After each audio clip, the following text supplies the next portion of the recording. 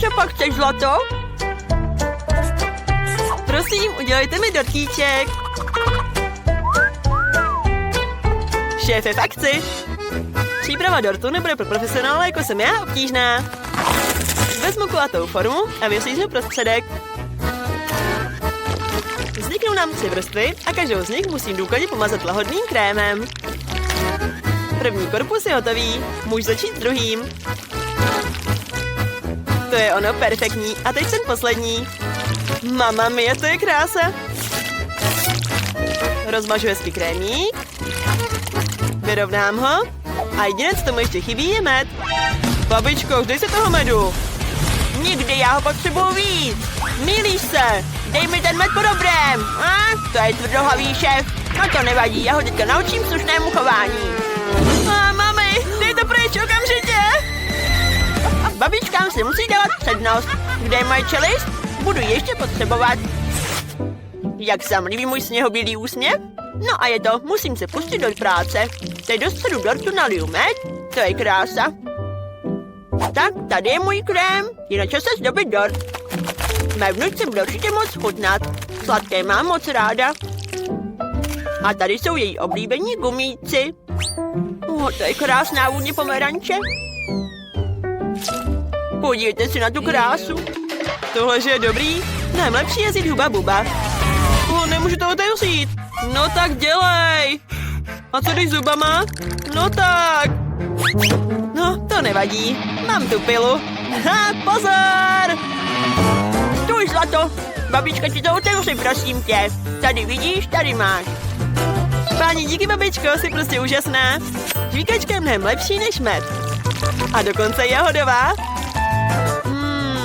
Nemůžu odolat a neochutnat jí.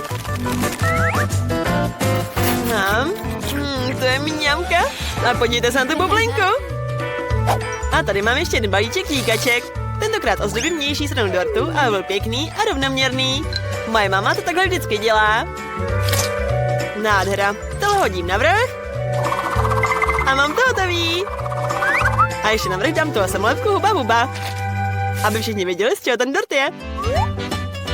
Máš pravdu, místo medu je lepší vzít něco jiného. A já si vybírám sirup Skittles. Vím, že ho všechny děti zbožňují, což znamená, že vítězství bude moje. A z bonbónu vyrobím různobarevné ozdoby a ozdobím mi dort po kruhu. Líbí se moje etiketka? Mimochodem mě taky jedla. Bravo, všechno je hotové. Může se jíst, dobrou chuť. Hurá, je to tolik dobro, ty mám takový hlad. To je tady napsáno Skittles. Páni, wow, tyhle bonbony prostě miluju. To je úžasná náplň. To je super. Budu se mezat až za ušima. Mňam. A tenhle dort vypadá jako od babičky. Poznám její gumíky. Zajímavá náplň. Co to je, med? Hustý, to není vůbec špatný. Chutná mi to. A musím si kousat do gumítka. Tak, pojď ke mně. Pecka. Ale chci ochutnat ještě poslední dort. Podobá se Huba Buba. Wow, jsou v něm opravdu žvíkačky. Hustý. To je paráda. Koukejte teďka na fouknu bublinku. To je zábavný. No je na čase pro ten nejlepší dort. Sestra vyhrává. Hurá, děkuju. Jsi šikulka. Co bude dál? Čekáme na nový úkol. Prosím, udělejte mi perníkovou chaloupku. Co? Perníková chaloupka nebo co? Jak se to dělá? Hoš s radostí, babička je prostě miluje. Jsi na správném místě. Mám na to speciální zbraň. Tohle nejostřejší nůž na světě. Během okamžiku vyřeší jakýkoliv tvar. No, co dáme je chaloupka? Skoro. Všechny díly jsou hotové, jen chvíli počkám, než se upečou v troubě. Tak. Co tam máš, babičko? Oj, donesla jsem to jen tak. Nadstrhla jsem pro svou vnučku tu nejčerstvejší zeleninu. Vždyť ji pěstuju sama. Sladkosti nejsou zdravé. Mnohem lepší bude poslat chloupku ze zeleninky. Vezmu si spletanový sýr a speciální lžíci, abych ho vyndala na talíř a rozmazala. To je skvělé. Teď ho hezky rozmažu. To je nádhera. A teď můžu přijat mrkev a okurky. Všechny díly s pevným sýrem. Je to moc krásné a pevné. A brokolička tam taky musí být. Teď je to perfektní. Proč se obtěžovat, když si můžete vzít hotové sušenky? Nemusíme krájet ani péct. Stačí namočit do nutely a slepit je na talíři. Skvělý, skoro mám všechno hotové. Ještě střížku. Jo, yes, to jsem šikula. Teď to ozdobím marshmallows. Jupí, to je krása. Úplně bych zapomněla osmažit. Kde je můj hořák? Pláně super, ale musí být opatrná. Ale ne, co jsem to udělala? Omla jsem zapálila chaloupku. To snad ne. To je hrůza. Tohle nebude fungovat. Momentík. Šéfka nedopustí, aby byl oheň v kuchyni. Hasičská mašina je na cestě. A na pomoc ti posílám šlehačku. Do toho rychle. To je hrůza, co dělat? To je šlehačka. Doufám, že pomůže. Děkuju, šéfko. Zachránila jsi mě. Můj bože. Šéfka má vždycky všechno pod kontrolou. No, nastal čas dát mi pilníkovou chaloupku na korpus a namazat jí krémem. Skvěle, jen se na to podívejte. Jediné, co jí chybí, jsou bonbonky a lízátka. Bravo, bellissimo. A tady je komínek. Hnedka má noční náladu. No a je to, máme hotovo, zlato. Páni, wow. A co je tohle? Vypadá to, že jiná věc tohle chaloupky, která vydržela, je medvídek. Já ho sním. Ne, zbytek už nechci, díky. Babička udělala chaloupku ze zeleniny. Je mnohem lepší než ta segry a voní docela hezky. Ale ta jí chuť je hrozná, fuj. A tohle je prvníková chaloupka, přesně jako na mém obrázku. Takovou jsem chtěla a je ještě lepší. Tolik bonbonku. Ochutnám tyhle parníkové dveře. To je výborná chuť. Vezmu si ještě lízátko. Hustý. Tohle je ta nejlepší chaloupka ze všech. Vyhrává šéfka. Jo, já jsem vyhrála, jsem nejlepší, slyšeli jste? No co, už si dokreslila? Ještě chvilku. Hotovo, chci burger. To je pro mě fakt snadný. Zase fast food, to není zdravé. Super, to je moje parketa. Na takové přípravnické po ruce krabici skvělých koblih. Můžu je použít místo housky a nemusím nic vařit. Stačí je rozpůlit a bude to super mega cool. Zvlášť, když navrch dám čokoládu. No, to je nerovné. Co dělat? Hned to vyrovnám. Teď je to perfektní. Dám tam ještě kyselý hady a poliju to čokoládovým sirupem. To je ale mňamka. To je prostě sladká bomba. Mé hamburgery budou nejlepší, jistěže. Vezmu se 3 sezonové housky různých barev a nakrájíme na části. Teď udělám kotletku z mletého masa. Vyvalila jsem kuličku, dala jsem ji na páne a obrasečkou ji rozmáčkla a měla ideální tvar. Kotleta se usmažila, to je vůně. Dám ji na housku. Teď na to dám hezky rajčátko. A jasně, že sýr. Co by to bylo za hambáč bez sýru, že jo? Tohle je nejlepší z Francie. Tak, trochu kečupu. A hamburgery jsou hotové. To je ale nádhera. Jak se mlí moje houska, šéfko? Moc milé. Děkuji, taky si to myslím. Dovnitř dám čerstvý zdravý salát a kotletku ve tvaru srdíčka. Všechno musíte vařit s láskou. Okurky, rajčátka a houska. Zdá se, že jsem na nic nezapomněla. Juhu, zlato, to stačí. Aha, jasně, tadám, hotovo. Páni, to je krása. Tyhle hambáče vypadají úžasně, už mi tečou sliny. Začnu tím na kraji. Ach, všechno z něj tak trčí a všechno čokoláda vytekla. Ne, nemám na to chuť, bohužel. Wow, to jsou skvělé barevné hamburgery. Kdo hodl udělat nejen jeden, ale hnedka 3? Jsi genius. Jsou tak lahodné, moc mi chutnají. Mňam. A zbyl poslední. Ten je tak rostomilý. Hned vidět, že ho dělala babička. Hlavně by mi taky chutnal. Je super. Ještě trochu. Mňam, je rozhodnuto, babička vyhrála si. O já? Bože, děkuji ti, zlato. To je pro mě ta nejlepší odměna. Navrhuju, abychom začali s něčím snadným. Udělejte mi špagety.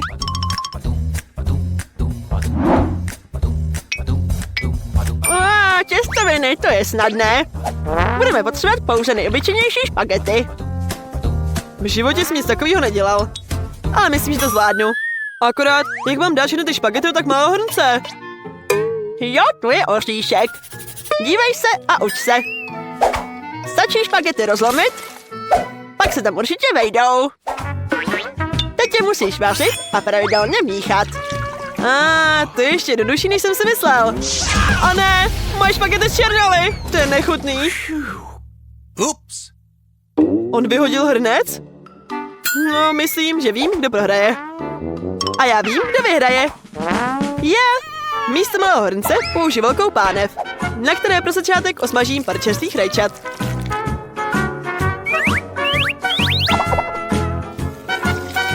To je nádherná vůně.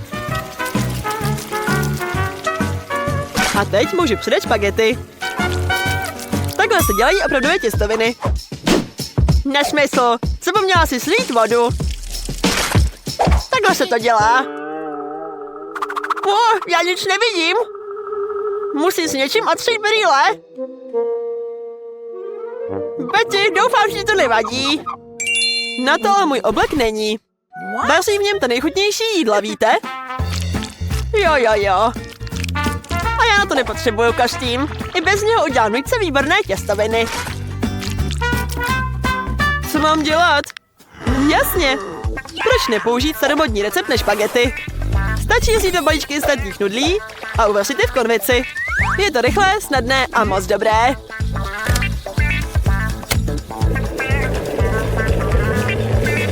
Je super se děje, tak se dělají, že babi? Jo, originální způsob. A já do špaget přidám nastrouhaný sýr. Díky tomu je můj pokrm ještě chutnější. Jak nedbale to děláte?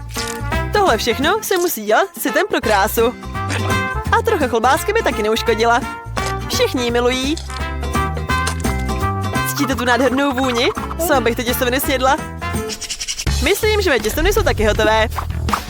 Je nejvyšší čas k nim přidat kečup.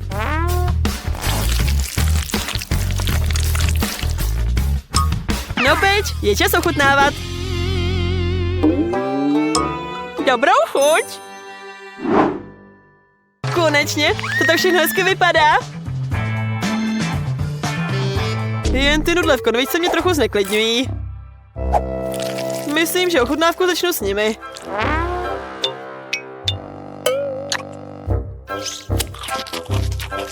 Fuj, to je nechutný. Teď ochutnám těstoviny s mým oblíbeným salámem. Tak to je něco úplně jiného. Moc dobrý. A poslední uchazeč o vítězství. Špagety se sýrem. Nic nechutná líp než tohle, babičko. Vyhrála jsi? Aha, věděla jsem, že vyhraju. Učte se ode mě. To je opravdu vynikající. Ve druhém kole chci, abyste mi udělali perníčka jako ze Šreka. Co? A jak se to dělá? Je to velmi snadné. Proč mi to výhru prostě nedáte hnedka? V žádném případě. Oj! Neměla jsem si takhle protahovat svůj starý krok. Nejdřív musím prosít mouku. A jistě, že nasypat nutné koření. Bez kořice by se to neobešlo.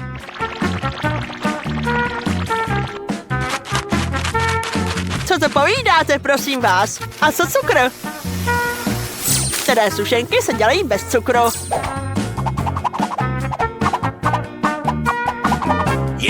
Myslím, že s moukou to zvládnu. Nebo ne? No vidíte. Teď mám od ní celý obličej. To je ale hnus. Jo, to je fakt ohavnost. Na cukru jsem nezapomněla.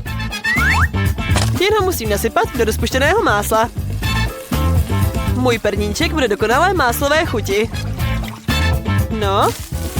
Máslo se rozpustilo a teďka do něj nasypu cukr. A hezky to budu míchat. Vzniklou směs spojíme s moukou.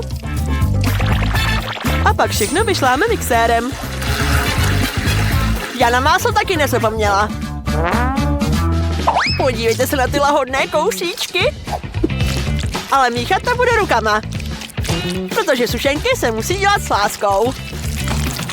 A taky nesmíme zapomenout na syrup.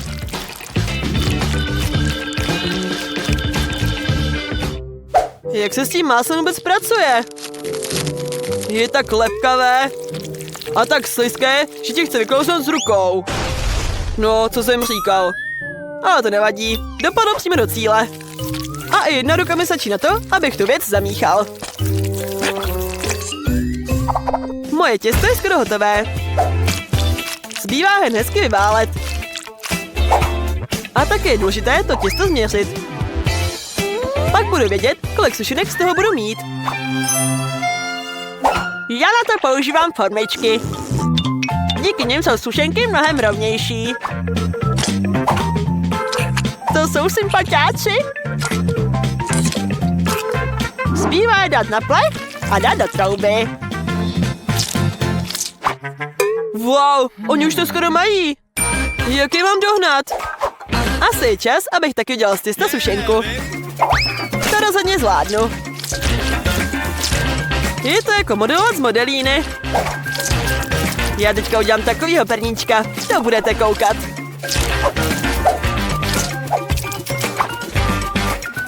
Podle mě je to perfektní. Ukázalo se, že ta mouka je tak nechutná. Můj mužiček je taky hotový.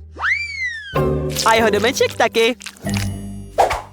Je čas si dát do trouby.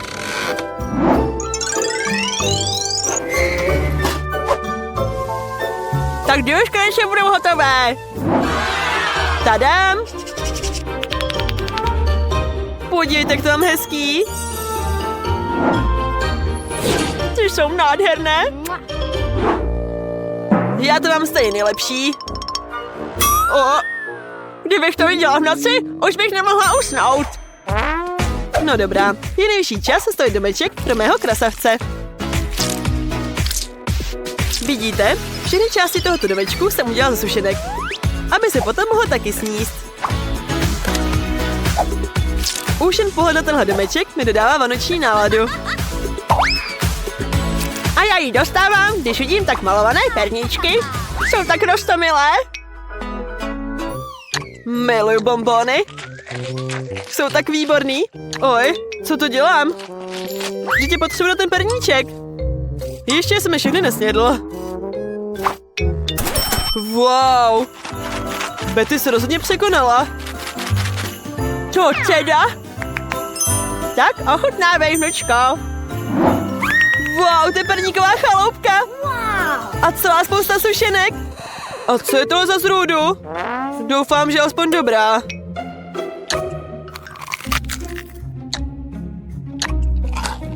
Fuj, to je strašně suché. To nechci. Ale tyhle se mi docela líbí. Jsou opravdu vynikající. Díky, babi. Tak a teď je čas začít ochutnávat tuhle perníkovou chaloupku. Začnu s jejími dveřmi. Tyjo, to je dobrý. Nemůžete vydržet? Je to tak dobrý, že už chci sníst celý ten dům. A taky všechny jeho obyvatele. To snad není pravda.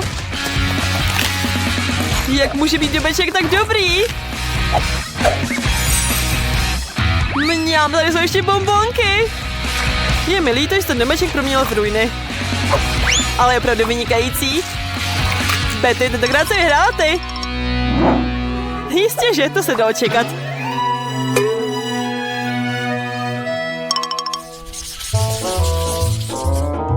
Sladkostí už jsem se nasytila. Teď chci kokosičný párek. S tím se dá pracovat. Alespoň vím, jak se dělají párky. Já použiju ty nejkvalitnější párky, které znám. Párky? To je nechutné. Ale salám, to je něco jiného. To bude opravdu vynikající. Na tom není ani co vařit. Stačí dát klobásu na špejli a obalit ji v oleji. Problém přišel odněkud, odkud jsem ho nečekal. Jak se vůbec otevírá ten balíček s párkama? Proč mi to nejde? To zvládne i malé dítě. Je to velmi jednoduché. Vidíš? Nevěděl jsem, že tam speciální místo. Oj, vaření rozhodně není moje parketa. Vsadím se, že udělám těsto a párka ani nedoletí na stůl. Znám jeho recept nazpaměť. Tak, vejce, ještě mlíko. Zamíchám. Tak, špily mám nachystané. Párečky, je čas, aby se na ně spadly. Teď se musí každý párek hezky obalit ve vzniklé kaši. A pak je osmažíme v oleji. To samé udělám s mojí klobásou.